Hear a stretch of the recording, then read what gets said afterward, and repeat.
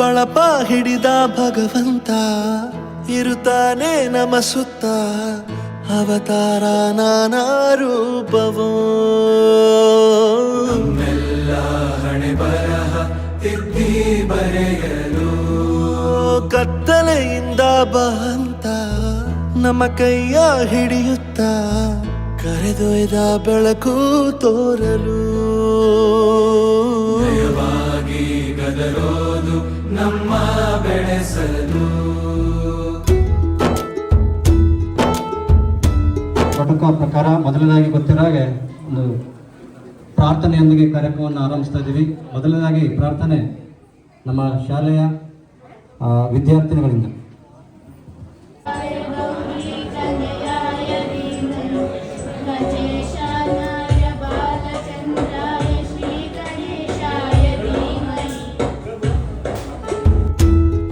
ಭಾಷೆ ಅಮೃತ ಕುಡಿಸೋ ತಾಯಾಗಿ, ಭಾಷೆ ಅಮೃತ ಕುಡಿಸೋ ತಾಯಾಗಿ, ಭವಿಷ್ಯ ಬರೆವಂತ ತಂದೆನೋ ಆಗಿ, ಬರೆವಂತ ತಂದೆನೂ ಆಗಿ, ಚಂದದ ಜೀವನನ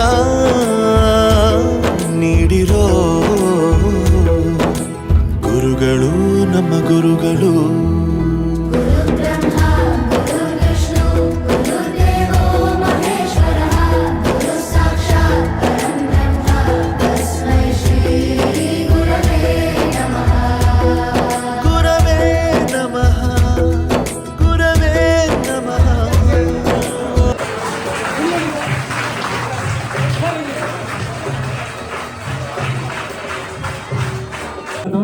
ಅದು ಅವರ ಒಂದು ಸೌಭಾಗ್ಯ ಅಂತೇಳಿ ನಾನು ಕೂಡ ಭಾವಿಸ್ತೀನಿ. ಇಷ್ಟು ಹೇಳಿ ನನ್ನ ಸ್ವಾಗತ ಮಾತನ್ನು ಮುಗಿಸ್ತೀನಿ. ನಿವೃತ್ತಿ ಬೀಳ್ಕೊಡುಗೆ ಸಮಾರಂಭದಲ್ಲಿ ಆಸೀನರಾಗಿರ್ತಕ್ಕಂಥ ಎಲ್ಲ ಗಣ್ಯ ಮಹನೀಯರಿಗೆ, ಎರಡೂ ಶಾಲೆಯ ಶಿಕ್ಷಕ ಮಿತ್ರರಿಗೆ, ಸತೀಶ್ ಸರ್ ಅವರ ಕುಟುಂಬ ವರ್ಗಕ್ಕೆ, ಅವರ ಸ್ನೇಹಿತರಿಗೆ, ಹಿತೈಷಿಗಳಿಗೆ, ಪ್ರೀತಿಯ ವಿದ್ಯಾರ್ಥಿನಿಯರಿಗೆ ಹೃತ್ಪೂರ್ವಕವಾದ ಅಭಿನಂದನೆಗಳನ್ನು ಸಲ್ಲಿಸ್ತಾ ಹೆಸರು ಬಂದ್ಬಿಟ್ಟೆ ಆಗಸ್ಟಿಗೆ. ಭಾಳ ಬೇಜಾರಾಯಿತು, ಆದರೆ ಅದು ಅನಿವಾರ್ಯನಾಗಿತ್ತು. ನಿಜಕ್ಕೂ ಅವರಿಗೆ ದೇವರು ಆಯಸ್ಸು ಆರೋಗ್ಯನ ಕರುಣಿಸ್ಲಿ, ಅವ್ರ ಕುಟುಂಬ ವರ್ಗನೂ ಸಹ ಚೆನ್ನಾಗಿಟ್ಟಿರಲಿ. ಅಪಾರವಾದ ಶಿಷ್ಯ ಬಳಗನ ಇದೇನು ಅಮಿತಾಬ್ ಬಚ್ಚನ್ ಬಂದಾಗ ಬರ್ತಾ ಇದಾರಲ್ಲ ಇವರಂತೂ, ಅಲ್ಲಿಂದ ಬರ್ತಾ ಇದ್ದಾರೆ ಗಜನಡಿಗೆ ಅಂತಾರಲ್ಲ ಆ ಥರ ಬರ್ತಿದ್ದಾರೆ. ಬಂದ ತಕ್ಷಣ ನಮಸ್ತೆ ಅಂದ್ರು, ನಾನು ಯಾರೋ ಬೇರೆಯವ್ರು ಇರ್ಬೇಕು ಸರ್, ನಾನೇ ಸತೀಶ್ ಸರ್ ಅಂತ ಪರಿಚಯ ಮಾಡಿಕೊಂಡ್ರು. ನಾನು ಅವ್ರನ್ನ ತಲೆ ಎತ್ತಿ ನೋಡಿದೆ. ಈಗಲೂ ಅವರು ಅಷ್ಟೇ ಎತ್ತರಕ್ಕೆ ಬೆಳೆದಿದ್ದಾರೆ. ಇನ್ನೂ ಎತ್ತರಕ್ಕೆ ಅವರ ಆಯಸ್ಸು ಆರೋಗ್ಯ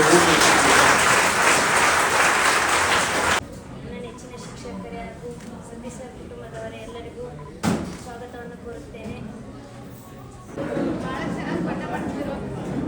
ಈಗ ನನಗೆ ಹಿಂದಿ ಈಸಿಯಾಗಿ ಓದಂಗೆ ಮಾಡಿದ್ದಾರೆ. ಪ್ಲೀಸ್ ಸರ್ ಹೋಗ್ಬಿಟ್ಟು ಸರ್ ರಿಕ್ವೆಸ್ಟ್ ಮಾಡ್ತಿದ್ದೀನಿ ಸರ್.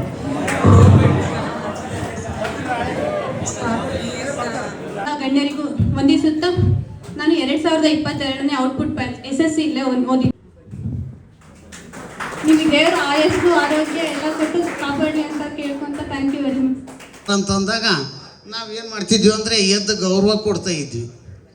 ಎದ್ದು ಗೌರವ ಕೊಡ್ತಿರ್ಬೇಕಾದಾಗ ಇದೇ ರೀತಿಯಾಗಿ ನಡ್ಕೊಂಬಂದಾಗ ಏನಾಯ್ತಪ್ಪ ಅಂತಂದರೆ ವೀರ್ಯ ಸರ್ಗೆ ಹೇಳಿದ್ದೆ, ಸರ್ 3 ವರ್ಷದ ಮುಂಚೆ ಹೇಳಿದ್ದೆ ನಾನು, ಏನಾದರೂ ಮಾಡಿ ನಮ್ಮ ಗುರುಗಳನ್ನ ಸಾರೋಟ ತಂದುಬಿಟ್ಟು ಊರಲ್ಲಿ ಮೆರವಣಿಗೆ ಮಾಡಬೇಕು ಅಂತಕ್ಕಂಥ ಮಾತನ್ನ ನಾನು ಈ 3 ವರ್ಷದ ಮುಂಚೆ ಮಾತು ಕೊಟ್ಟಿದ್ದೆ.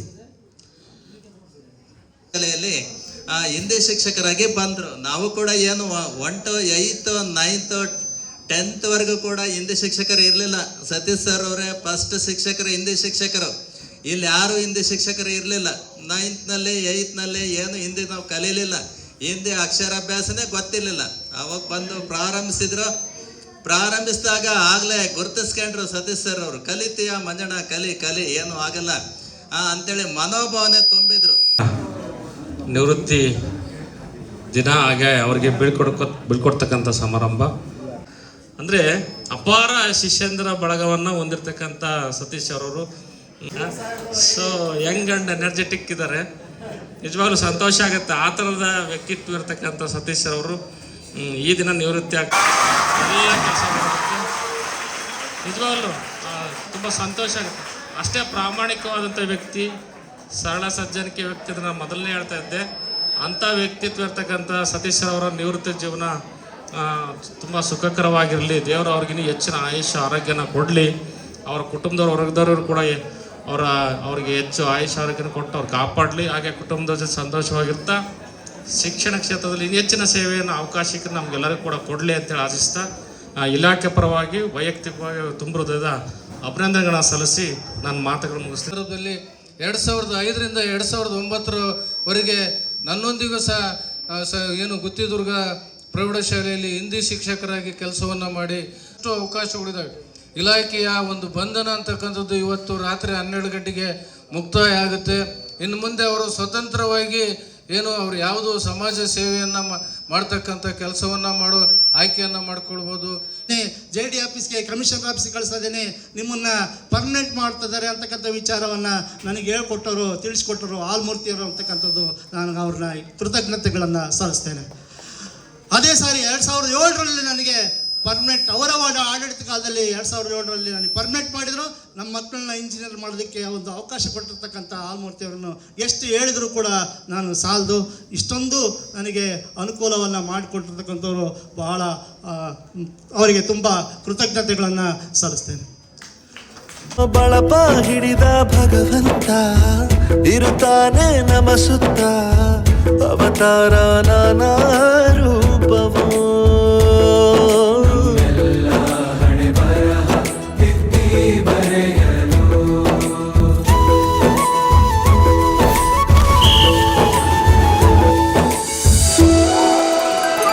ಬಾಳಲ್ಲಿ ಲೆಕ್ಕ ಎಷ್ಟು ಮುಖ್ಯ ಎಂಬುದ ಬೆರಳಲ್ಲೇ ತೋರಿ ಕಲಿಸಿದ ಗುರುಗಳೇ. ಈ ದೇಹ ಹೇಗೆ ದಂಡಿಸೋದು ಎನ್ನುವ ಸಂದೇಹ ಮೆಚ್ಚಿನ ಕಲಿಗಳೇ. ಕನ್ನಡ ಕಂಡರೆ ಕಣ್ಣಿಗೆ ಒತ್ತಿಕೋ ಅಕ್ಷರ ಅಂದರೆ. ಈ ಶಾಲೆ ಬರಕ ನಾನೇ ಕಾರಣಕರ್ತ, ಇಲ್ಲ ಮೇಷ್ಟ್ರ ಮಕ್ಕ ನೋಡ್ತಿರ್ಲಿಲ್ಲ ನೀವು, ಹೌದಾ ಸರ್? ಹೇಳ್ಬೇಕಂದ್ರೆ ಸ್ವಲ್ಪ ನಮಗೆ ನೋವಾಗ್ತದೆ. ಯಾಕಂದ್ರೆ ಇಂಥ ಶಿಕ್ಷಕರು ಕೋಟಿಗೊಬ್ಬ ಅಂತ ಹೇಳಿದ್ರು ತಪ್ಪಾಗಲ್ಲ. ಅವರಿಗೆ ಆಗಿರೋ ಸರ್ವಿಸ್ನಷ್ಟು ನಮಗಿನ್ನೂ ವಯಸ್ಸಾಗಿಲ್ಲ ಅಂತ ಒಬ್ಬ ವ್ಯಕ್ತಿ. ಸಾಕಷ್ಟು ನಾವಂತೂ ಮಿಸ್ ಮಾಡ್ಕೊತೀವಿ. ಅವರ ಜೊತೆ ಕಳೆದಂಥ ಒಡನಾಟಗಳಾಗಿರ್ಬೋದು, ನೆನಪುಗಳಾಗಿರ್ಬೋದು ಸದಾ ಶಾಶ್ವತವಾಗಿ ನಮ್ಮೆಲ್ಲರ ಎದೆಯಲ್ಲಿ ಖಂಡಿತ ಇದ್ದೇ ಇರ್ತವೆ. ಅವರು ಇವತ್ತು ರಿಟೈರ್ಡ್ ಆಗಿ ಹೋಗ್ತಿರ್ಬೋದು, ಆದರೆ ನಮ್ಮ ಮನಸ್ಸಿನಿಂದ ಯಾವತ್ತೂ ಅವರು ರಿಟೈರ್ಡ್ ಆಗಲ್ಲ. ಸೊ ಅವರು ದೇವರು ಅವ್ರಿಗೆ ಆರೋಗ್ಯ ಆಯಸ್ಸನ್ನು ಕೊಟ್ಟು ಕಾಪಾಡಲಿ. So family oriented person, family ಬಗ್ಗೆ ತುಂಬ ಅಭಿಮಾನ. ಹಾಗಾಗಿ ಅವ್ರ ಕುಟುಂಬದವರು ದಯಮಾಡಿ ಅವ್ರಿಗೆ ಅವ್ರನ್ನ ಚೆನ್ನಾಗಿ ನೋಡ್ಕೊಳ್ಳಿ, ಅವ್ರಿಗೆ ಮನಸ್ಸಿಗೆ ನೋವು ಮಾಡ್ದಂಗೆ ಅವ್ರನ್ನ ಚೆನ್ನಾಗಿ ಮುಂದಿನ ದಿನಗಳಲ್ಲಿ ಕಾಪಾಡ್ಕೊಳ್ಳಿ ಅಂತಂದ ನಮ್ಮ ಒಂದು ಸಣ್ಣ ಅನಿಸಿಕೆ. ಅಷ್ಟನ್ನು ಹೇಳ್ತಾ ದೇವರು ಅವರಿಗೆ ಆರೋಗ್ಯ ಆಯಸ್ಸನ್ನು ಕೊಟ್ಟು ಕಾಪಾಡಲಿ ಅಂತ ಹೇಳಿ ನಮ್ಮ ಶಾಲೆ ಪರವಾಗಿ ಮತ್ತೊಮ್ಮೆ ಅವರಿಗೆ ನಾನು ಧನ್ಯವಾದಗಳನ್ನು ಅರ್ಪಿಸ್ತಾ ಇದ್ದೀನಿ. ಸೊ ಮಗುವಿನಂಥ ಮನಸ್ಸಿನವರು ನಾವೇನೋ ಜಾಸ್ತಿ ಹೇಳಿದ್ರೆ ಅವ್ರು ಅಳಕ್ಕೆ ಸ್ಟಾರ್ಟ್ ಮಾಡ್ಬಿಡ್ತಾರೆ ಈಗ. ಕಣ್ಣಿಗೆ ಒತ್ತಿಕೋ ಅಕ್ಷರ ಅಂದರೆ ಅನ್ನಕ್ಕಿಂತ ದೊಡ್ಡದೆಂದ ಗುರುವೇ. ಪ್ರತಿ ಬಾರಿ ತಾಳ್ಮೆ ಪಾಠ.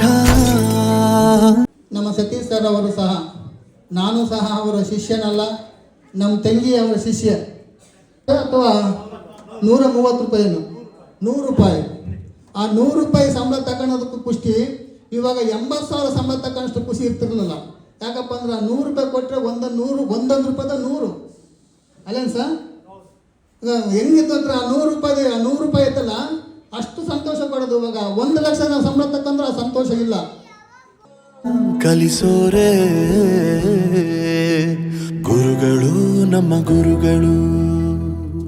ಒಂದು ವಿಷಯ ತಿಳ್ಕೊ, ನಿಂತಿರೋ ಗಡಿಯಾರನು 2 ಸಲ ಸರಿಯಾದ ಟೈಮ್ ತೋರಿಸುತ್ತೆ.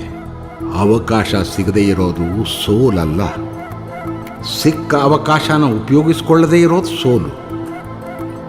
ಆಟದ ಆರಂಭಕ್ಕೂ ವಿಸಲ್ ಹೊಡಿತಾರೆ, ಅಂತ್ಯಕ್ಕೂ ವಿಸಲ್ ಹೊಡಿತಾರೆ. ನಿನ್ನದು ಆರಂಭದ ವಿಸಲ್ಲಾಗಲಿ.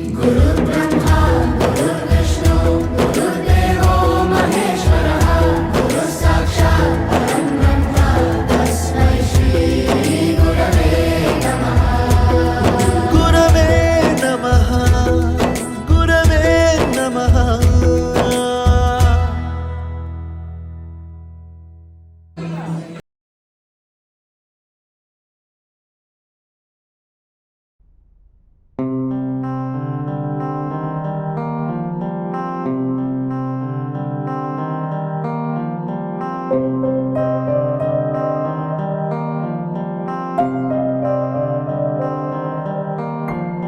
ದೇಶಕ್ಕೆ ಯೋಧ, ನಾಡಿಗೆ ರೈತ, ಬಾಳಿಗೆ ಗುರು ಒಬ್ಬ ತಾನೆ.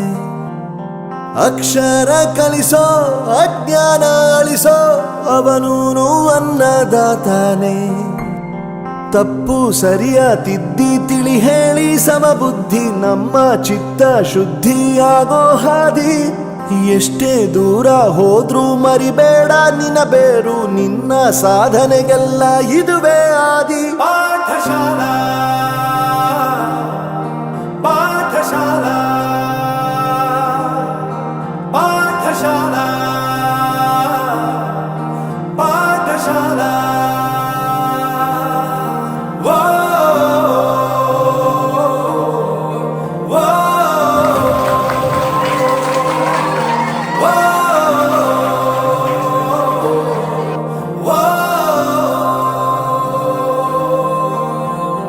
ದೇಶಕ್ಕೆ ಯೋಧ, ನಾಡಿಗೆ ರೈತ, ಬಾಳಿಗೆ ಗುರು ಒಬ್ಬ ತಾನೆ. ಅಕ್ಷರ ಕಲಿಸೋ, ಜ್ಞಾನ ಅಳಿಸೋ, ಅವನೂನು ಅನ್ನದಾತಾನೆ.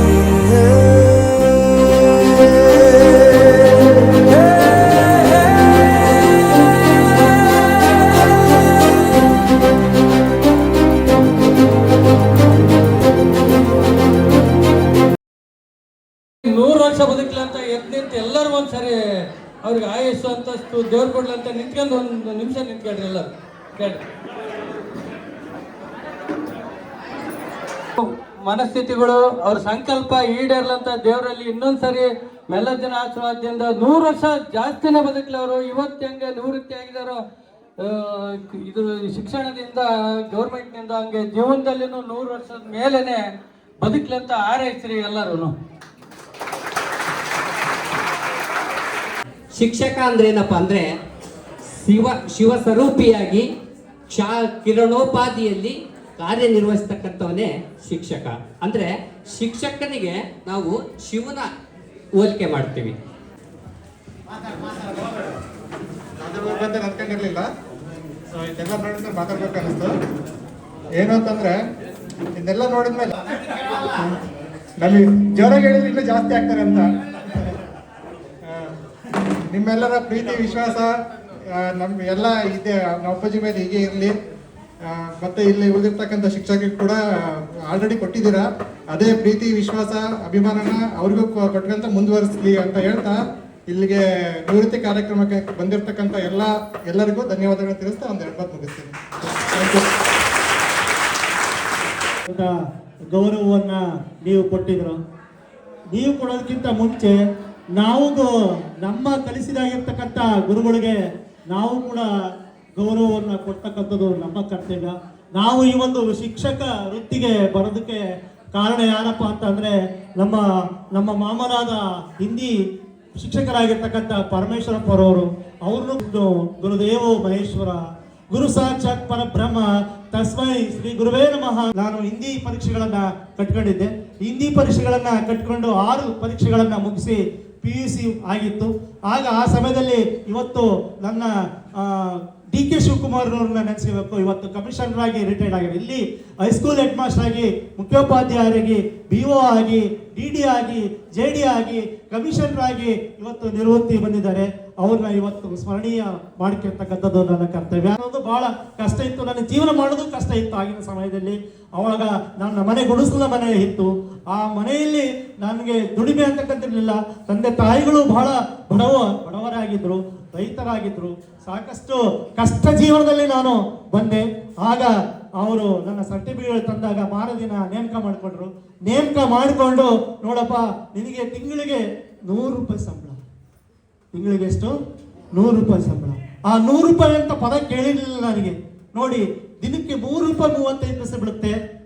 ಆದರೆ ಈಗ ಆ 100 ರೂಪಾಯಿ ಸಂಬಳದಲ್ಲೇ ನಾನು ಇವತ್ತು 1 ಲಕ್ಷಕ್ಕೆ ಸಂಬಳ ತಗೊಳ್ತಕ್ಕಂಥ ಯೋಗ್ಯತೆ ನನಗೆ ಸಿಕ್ತು.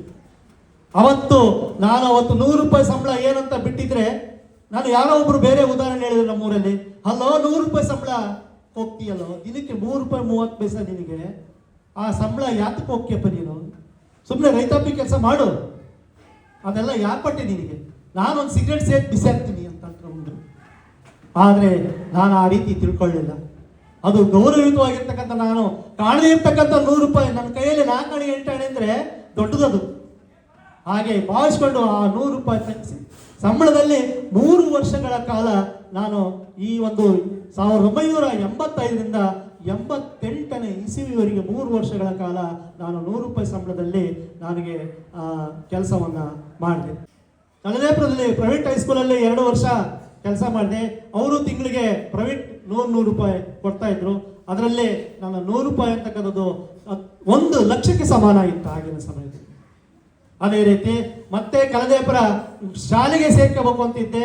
ದುಡ್ಡು 6,000 ರೂಪಾಯಿ ಜೋಡಿಸೋಕ್ಕಾಗಲಿಲ್ಲ ನನಗೆ. ಡೊನೇಷನ್ 6,000 ರೂಪಾಯಿ ಕೇಳಿದ್ರು. ಮನೆಯಲ್ಲಿ ಕೇಳಿದರೆ ತಂದೆ ತಾಯಿಯವರು, ಏನಪ್ಪ ಸುಮ್ಮನೆ 12 ಎಕರೆ ಜಮೀನು ಐತೆ, ಒಬ್ಬನೇ ಮಗ, ನೀನು ಯಾಕಪ್ಪ ಹೋಗ್ತೀಯಾ, ನಮ್ಮ ಹತ್ರ 6,000 ರೂಪಾಯಿ ಡೊನೇಷನ್ ಇಲ್ಲ ಕಣಪ್ಪ ಅಂತಂದಾಗ, ಆಯ್ತು ಬಿಡು ಅಂತೇಳಿ ನನ್ನ ಕಷ್ಟದ ಕಣ್ಣೀರಲ್ಲಿ ನಾನು ಸುಮ್ಮನೆ ಆದೆ ತಂದೆ ತಾಯಿಯ ಮಾತಿಗೆ.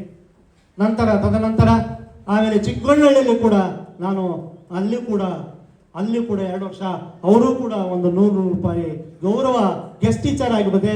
ಅವ್ರ ಮಾಸ್ಟ್ರಿಂದ 100 ರೂಪಾಯಿ ಅವರು ಕಲೆಕ್ಟ್ ಮಾಡಿ ನಮಗೆ ತಿಂಗಳ ಸಂಬಳ ಕೊಡ್ತಾ ಇದ್ರು. ಹೀಗೆ ಏನಾಯ್ತು ಅಂತಂದ್ರೆ, ಒಂದು ಸಮಯದಲ್ಲಿ ಅರೆಕಾಲಿಕ ಶಿಕ್ಷಕರು ಸರ್ಕಾರಿ ಕೆಲಸಗಳಲ್ಲಿ ಸೇವೆಯನ್ನ ಮಾಡಿರ್ತಕ್ಕಂಥವ್ರು ಕೋರ್ಟ್ನಲ್ಲಿ ಹಾಕ್ಬೋದು ಅಂತಕ್ಕಂಥ ವಿಚಾರ ಗೊತ್ತಾಯ್ತು. ಆಗ ಕೋರ್ಟ್ನಲ್ಲಿ ಹಾಕಿ ಕೋರ್ಟ್ನಲ್ಲಿ ಮತ್ತೆ ನಮ್ಮ ಸ್ನೇಹಿತರಾಗಿರ್ತಕ್ಕಂಥ ಎಸ್ ತಿಪ್ಪೇಸ್ವಾಮಿ ಅವರು ಬಂದಿಲ್ಲ, ಮುಷ್ಣೂರು ತಿಪ್ಪೇಸ್ವಾಮಿ ಅವರು ಏನು ಮಾಡಿದ್ರು ಅಂತ ನನಗೆ ಸಹಕಾರ ಕೊಟ್ಟರು. ನೀನು ಕೋರ್ಟಿಗೆ ಹೋಗಿ ಹಾಕಿ ಬಾರಪ್ಪ, ನಾನು ಕೂಡ ಹಾಕಿ ಬಂದಿದ್ದೀನಿ ಅಂತ ಹೇಳಿದಾಗ ನಾನು ಆ ಸರ್ಟಿಫಿಕೇಟ್ಗಳು ಕೇಳಕ್ಕೋಸ್ಕರ ಬಂದೆ ಶಿವಕುಮಾರ್ ಅವ್ರನ್ನ. ಸರ್ ಕೋರ್ಟ್ಗೆ ಹಾಕ್ತಿದ್ದೀನಿ, ಸರ್ಟಿಫಿಕೇಟ್ ಬೇಕು ಸರ್ ಅಂತ ಅಂದಾಗ ಅವರು 3 ವರ್ಷದ ಸರ್ಟಿಫಿಕೇಟು ಮತ್ತೆ ಕೈಯಿಂದ ಸೇವಾ ಒಂದು ದೃಢೀಕರಣ ಪತ್ರವನ್ನ ನೀನು ಕೋರ್ಟ್ಗೆ ಹಾಕ್ತಂತ ಹೇಳಿದ್ರೆ ಒಳ್ಳೇದಾಗುತ್ತೆ ಅಂತ ಅಂದ್ರೆ ನಾನು ಬರ್ಕೊಡೋದಕ್ಕೆ ಸಿದ್ಧ ಅಂತ ಹೇಳಿ. ನೋಡ್ರಿ, ಮೇಡಮ್ ಲಕ್ಷ್ಮೀದೇವಿ ಮೇಡಮ್ ಅವರು, ಮಂಜುಳಾ ಮೇಡಮ್ ಅವರು, ತಿಪ್ಪಮ್ಮ ಮೇಡಮ್ ಅವರು, ನಳಿಲಾ ಮೇಡಮ್ ಅವರು, ಇವರೆಲ್ಲರೂ ಕೂಡ ಎಲ್ಲ ವೃತ್ತಿ ಬಾಂಧವರು ಕೂಡ ನಮಗೆ ಒಳ್ಳೆಯ ರೀತಿಯಲ್ಲಿ ತುಂಬ ಸಹಕಾರವನ್ನು ಕೊಟ್ಟಿದ್ದೀರ. ನಾನು ಇದರಿಂದ ನಾನು ಬಹಳಷ್ಟು ಅವರಿಗೆ ಚಿರಋಣಿಯಾಗಿರ್ತೀನಿ. ಸ್ನೇಹಿತರಾಗಿರ್ತಕ್ಕಂಥ LIC ಬಡಪ್ಪನವರು ಊರಿನಲ್ಲಿ ನಾನೇನಾದ್ರು ಬಂದರೆ ಬಹಳಷ್ಟು ಚೆನ್ನಾಗಿ ಆತ್ಮೀಯವಾಗಿ ಅವರು ಮಾತಾಡ್ತಾ ಇದ್ರು. ಅವರಿಗೂ ಕೂಡ ನಾನು ಚಿರಋಣಿ. ಇಂಥ ಒಂದು ಗ್ರಾಮವನ್ನು, ತೋರಣಗಟ್ಟೆಯ ಒಂದು ಗ್ರಾಮವನ್ನು, ಇಲ್ಲಿರ್ತಕ್ಕಂಥ ಹಿರಿಯರು ಇವ್ರನ್ನೆಲ್ಲರೂ ನಮ್ಮೆಲ್ಲ ಸಹೋದ್ಯೋಗಿಗಳನ್ನ, ನಮ್ಮೆಲ್ಲ ಈ ಶಾಲೆಯ ವಿದ್ಯಾರ್ಥಿಗಳನ್ನ ಬಿಟ್ಟು ಹೋಗೋದಕ್ಕೆ ನನ್ನ ಮನಸ್ಸು ಬಹಳಷ್ಟು ನೋವಾಗ್ತಾ ಇದೆ. ಅದಕ್ಕೋಸ್ಕರ ಮತ್ತೆ ನಿಮ್ಮನ್ನ ಕಾಣಲು ಮತ್ತೆ ಬರ್ತಾ ಇರ್ತೀನಿ. ಹಾಗಾಗಿ ಹೇಳಿ ನಾನು ನನ್ನ ಭಾಷೆ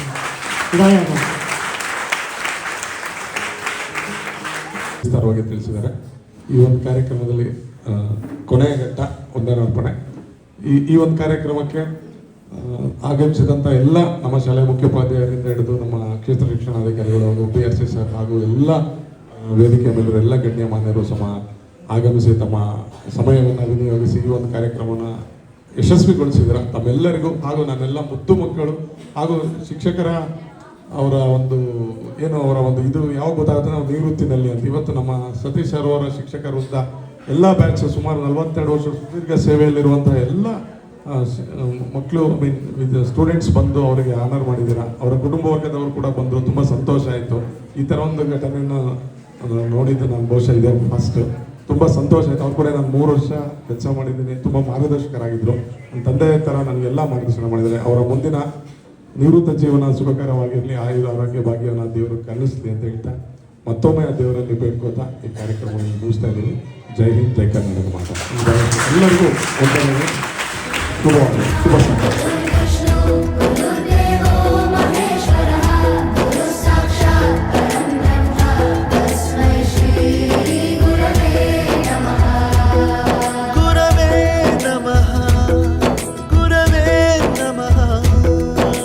ಬಳಪ ಹಿಡಿದ ಭಗವಂತ ಇರುತ್ತಾನೆ ನಮ ಸುತ್ತ ಅವತಾರ ನಾನಾ